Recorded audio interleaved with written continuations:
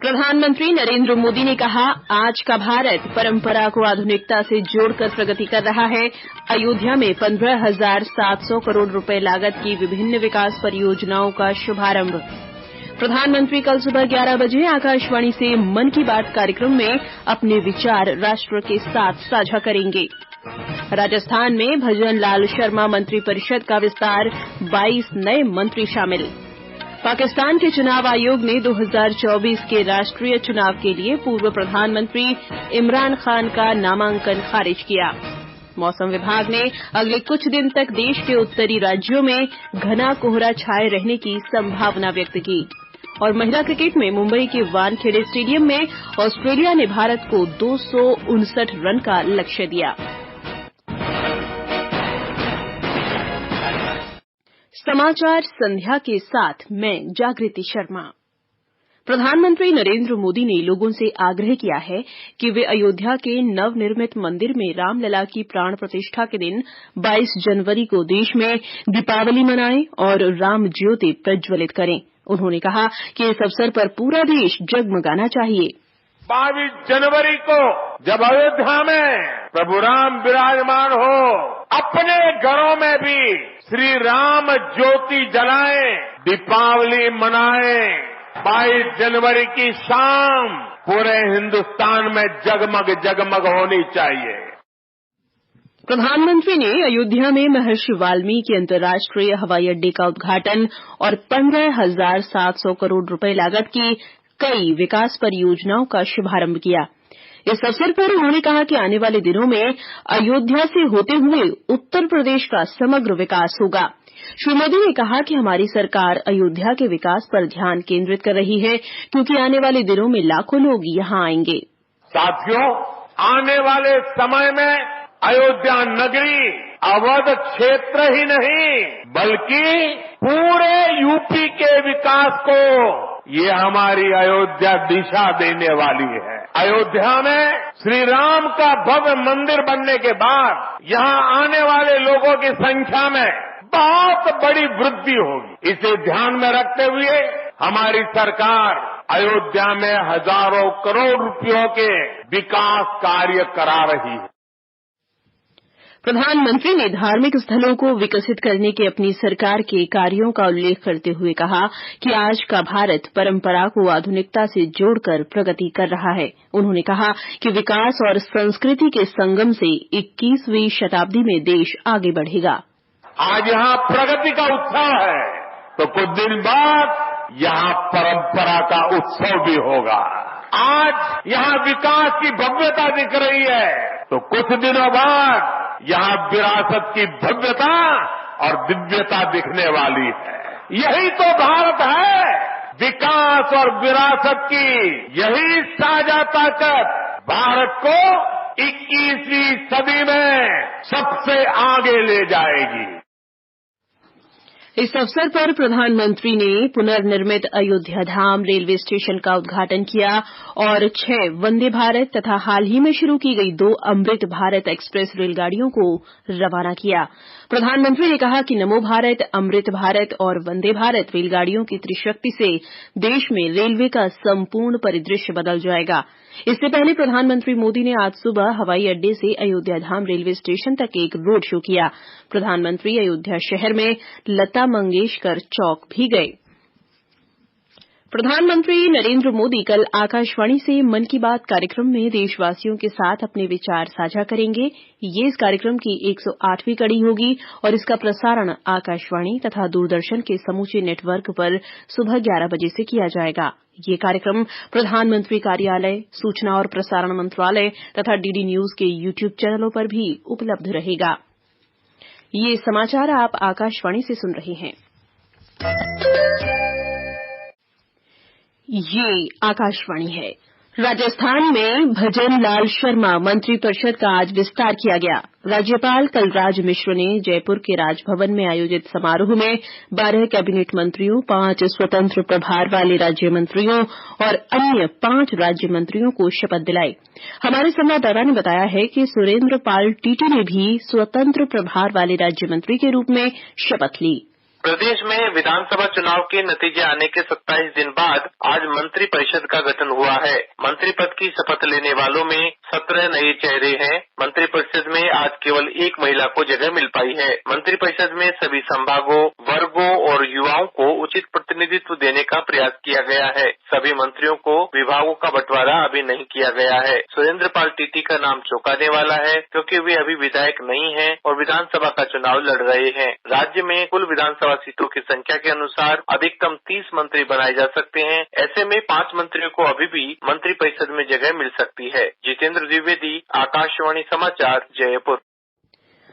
Doctor Kirodilal Meena, Gajendra Singh Khinvsar, Rajyavardhan Singh Rathore, Babulal Kharadi, Madan Dilawar, Jogaram Patel, Suresh Singh Rawat, Avinash Gehlot, Joraram Kumawat, Hemant Meena, Kanhaiyalal Chaudhary और सुमित गोदारा ने cabinet मंत्री के रूप में शपथ ली। केंद्रीय गृह और सहकारिता मंत्री अमित शाह ने कहा है कि देश में सहकारिता क्षेत्र के विकास के लिए सहकारी समितियों में आपसी सहयोग आवश्यक है। श्री शाह ने आज गुजरात के गांधीनगर में एक समारोह में डेयरी उद्योग के लोगों से ऐसा सहकारी मॉडल अपनाने का आग्रह किया जिससे सभी सहकारी बैंकों, सहकारी दुग्ध संगठनों और ग्राम स्तर पर पशुपालन करने वाले किसानों के बीच आपसी सहयोग सुनिश्चित हो।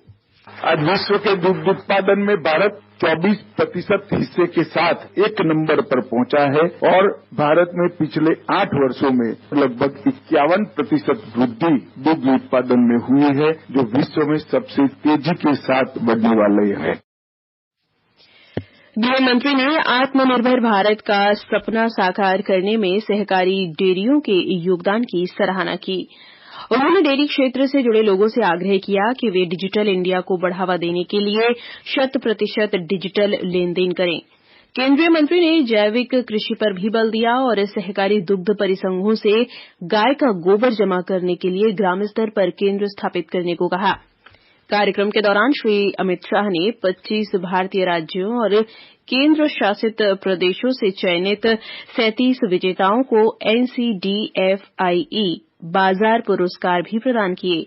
इससे पहले श्री शाह ने गुजरात आणंद के पास भारतीय राष्ट्रीय सहकारिता डेयरी परिसंघ के भवन की वर्चुअल रूप से आधारशिला रखी। वर्ष 2047 तक देश को विकसित बनाने के लिए विकसित भारत संकल्प यात्रा जारी है। प्रधानमंत्री नरेंद्र मोदी इस सपने को साकार करने के लिए सभी लोगों की भागीदारी और सशक्तिकरण पर बल दे रहे हैं। एक रिपोर्ट।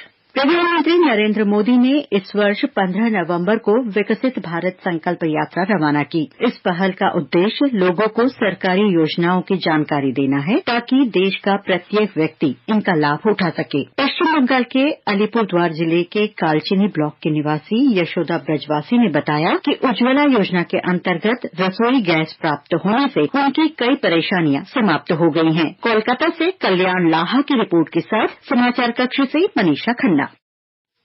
जम्मू कश्मीर के पुंछ में आज विकसित भारत संकल्प यात्रा में हजारों लोग शामिल हुए। मेरी कहानी मेरी जुबानी कार्यक्रम के अंतर्गत कई लाभार्थियों ने अपने अनुभव साझा किए। मणिपुर में राज्य सरकार ने आम जनता के लिए 7 योजनाएं लागू करने का निर्णय किया है। मुख्यमंत्री एन बीरेन सिंह ने आज इम्फाल में मुख्यमंत्री सचिवालय में एक संवाददाता सम्मेलन में 7 योजनाओं की घोषणा की। मुख्यमंत्री ने कहा कि नई योजनाओं से आम जनता को लाभ मिलेगा। उन्होंने सभी से हिंसा से दूर रहने और किसी भी मुद्दे के लिए बातचीत में शामिल होने की अपील की। ये समाचार हमारी वेबसाइट newsonair.gov.in और हमारे mobile app news on AIR पर भी उपलब्ध हैं। समाचार संध्या में आपका फिर स्वागत है। पाकिस्तान के चुनाव आयोग ने राष्ट्रीय चुनाव 2024 के लिए देश के पूर्व प्रधानमंत्री इमरान खान का नामांकन पत्र खारिज कर दिया है। चुनाव आयोग ने बताया कि पाकिस्तान तहरीक-ए-इंसाफ के प्रमुख ने अपने गृहनगर मियांवाली और लाहौर से चुनाव लड़ने के लिए पर्चा भरा था। 71 वर्षीय पूर्व क्रिकेटर 2022 में प्रधानमंत्री पद से हटने के बाद से राजनीतिक और कानूनी लड़ाई में उलझे हुए हैं। सूचना और प्रसारण मंत्री अनुराग सिंह ठाकुर ने आज नई दिल्ली में वर्ष 2024 का भारत सरकार का आधिकारिक कैलेंडर जारी किया। इस कैलेंडर में विभिन्न क्षेत्रों में नरेंद्र मोदी सरकार की उपलब्धियों को दर्शाया गया है। श्री ठाकुर ने कहा कि स्टार्टअप्स के क्षेत्र में भारत अब तीसरा सबसे बड़ा स्टार्टअप केंद्र बन गया है। स्टार्टअप्स के क्षेत्र में भारत कहीं नहीं था 10 साल पहले। आज दुनिया का 3rd लार्जेस्ट स्टार्टअप इकोसिस्टम हमारा भारत बना। ये भारत के युवाओं की ताकत है और स्टार्टअप इंडिया योजना की सफलता हम सबके सामने दिख। वंदे भारत ये सबसे आधुनिक और सबसे आरामदायक ट्रेन है। मेक इन इंडिया आत्मनिर्भर भारत की एक बहुत बड़ा ब्रांड ये भी है। इसी तरह से फार्मा हब हम दुनिया का बने हैं। आज हमारे नेशनल हाईवेज की बात करें तो 2014 में मात्र 93,000 किलोमीटर था। आज 1,47,000 किलोमीटर सड़कें नेशनल हाईवेज बनके तैयार हुई। मौसम विभाग का अनुमान है कि अगले कुछ दिनों तक देश के उत्तरी भागों में घना कोहरा छाया रहेगा।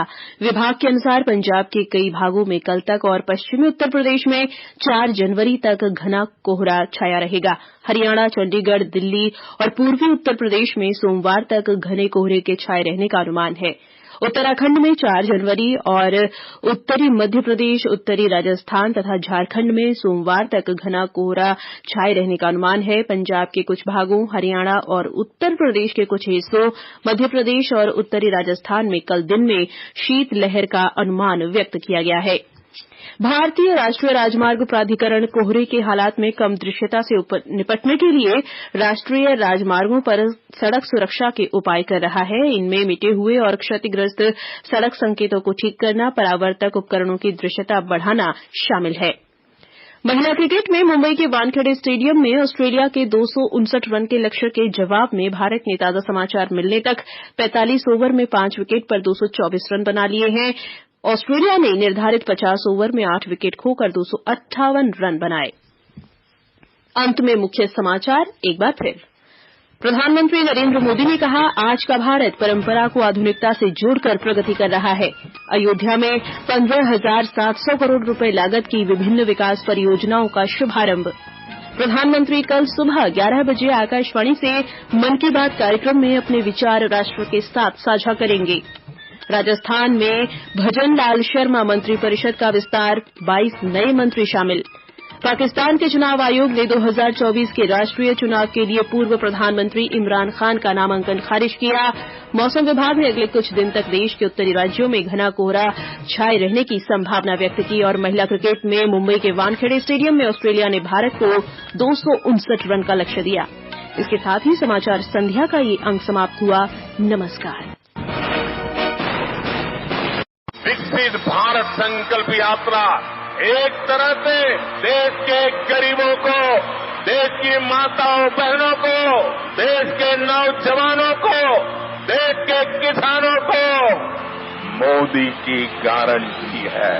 मोदी सरकार की गारंटी, सबको मिलेगा अपना पक्का घर, कोई नहीं रहेगा भूखा, हर गरीब का मुफ्त इलाज, हर घर पहुंचेगा नल से जल, महिलाओं के लिए धुआं मुक्त रसोई, किसानों को हर साल 6,000 रुपए। विकसित भारत के संकल्प की सिद्धि की दिशा में 4 करोड़ पक्के घरों से हुआ सपना साकार। हर महीने 80 करोड़ लोगों को मिल रहा मुफ्त राशन। 10 करोड़ उज्ज्वला कनेक्शन, 13 करोड़ से ज्यादा घरों को नल से जल, 55 करोड़ लोगों को 5 लाख रुपए तक का मुफ्त इलाज। विकसित भारत संकल्प यात्रा देश में 2,60,000 ग्राम पंचायतों और 4,000 से अधिक शहरी स्थानीय निकायों तक पहुंच रही है। आप भी इससे जुड़ सकते हैं।